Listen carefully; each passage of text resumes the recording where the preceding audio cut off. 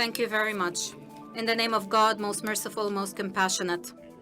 At the outset, allow me to express my heartfelt thanks and gratitude to the Kingdom of Saudi Arabia for organizing this very important global meeting among many other important events covering different topics for the benefit of the whole world, including the Palestinian situation. Especially, I would like to thank the King of the Kingdom of Saudi Arabia, King Salman, and the Crown Prince Mohammed bin Salman. Ladies and gentlemen, whenever we talk about Gaza and what is happening in Gaza, we cannot but go back 75 years when the Israeli occupation started in Palestine. This occupation, which is still continuing until today, relentlessly and without any progress or change towards a solution. We cannot talk about Gaza without talking about the 75-year occupation of Israel, where Palestine is suffering and the world is watching. If we want to talk about Gaza specifically and about the 7th of October specifically, we can say, of course, this is a pivotal date where civilians were attacked. And from the beginning, we condemned it. From the 7th of October, we condemned this attack and we refuse it. Since the occupation started, we confirmed that as a Palestinian Authority and as a Palestinian Liberation Organization, we completely refuse the attack on any civilian, whoever they are, and whatever their affiliation, belonging, or nationality. And at the same time, we said we cannot but ask for a ceasefire of Gaza because it is hurtful. We know its results and we know its reasons. The first thing we ask for is a ceasefire. And secondly, we want the humanitarian aid to be able to reach the Palestinian people who are in dire need of it in all of Gaza. And third, we will not accept in any case the displacement of Palestinians from Gaza or from the West Bank outside their country. They must stay in their country. They must stay in their nation. We must not repeat the Nakba of 1948 and of 1967. These are our requests. And we said we must, at the end of the day, reach a political solution that joins between Gaza, the West Bank, and Jerusalem in one independent state through an international conference. And this is what we have been repeatedly requesting since the 7th of October.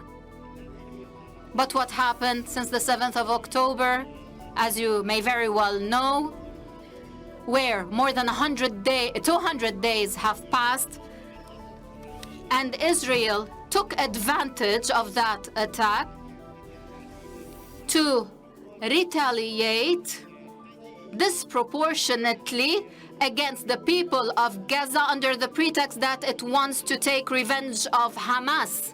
But in fact, what it is doing, it is taking a revenge from the Palestinian people as a whole. It is killing civilians, Palestinian civilians. This is what's been happening for 200 days. In figures, let me tell you, Israel has killed 34,000 people in 200 days from Gaza, most of whom are children, women, and older persons.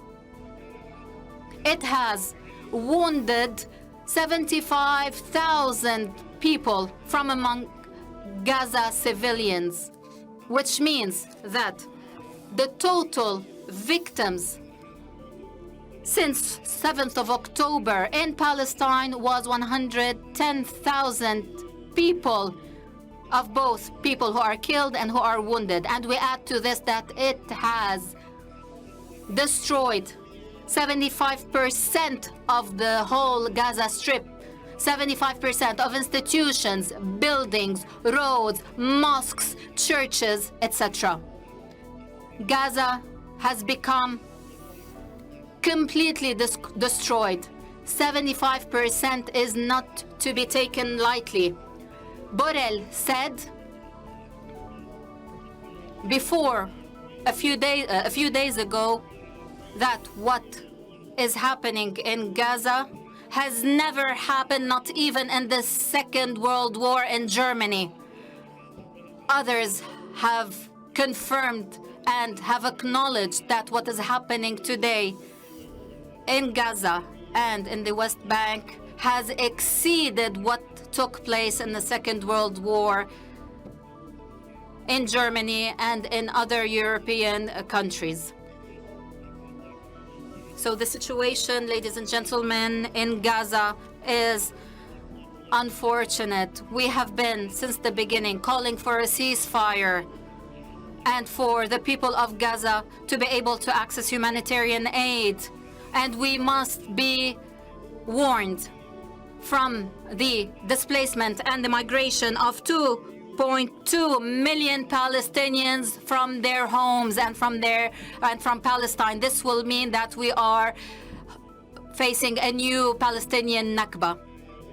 Allow me to tell you at the end that what is happening in Gaza and what will happen in the next few days and what will Israel do in the next few days is the invasion of the city of Rafah, because all the Palestinians of Gaza have gathered in Rafah. Only a small strike is all it takes to force everyone to leave Palestine, and we will be witnessing the greatest catastrophe in the history of the Palestinian people. We ask Israel to stop its attack. We call upon especially the United States of America to request Israel to hold its fire, to cease its fire, because the United States is the only country that can prevent Israel from perpetrating that crime. This is what is happening in Gaza.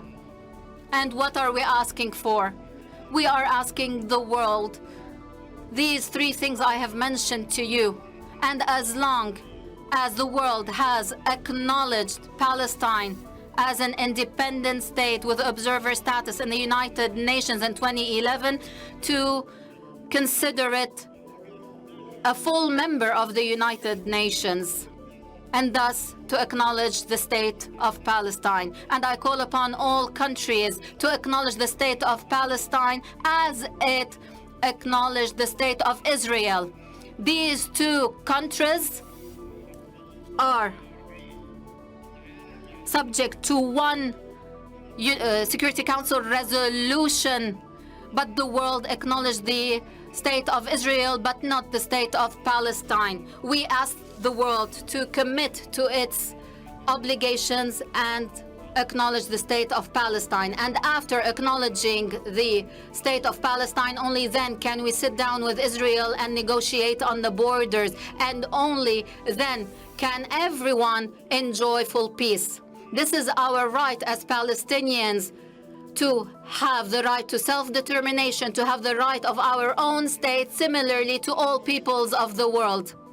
This is in brief all what we are asking for, and this is the situation in Gaza.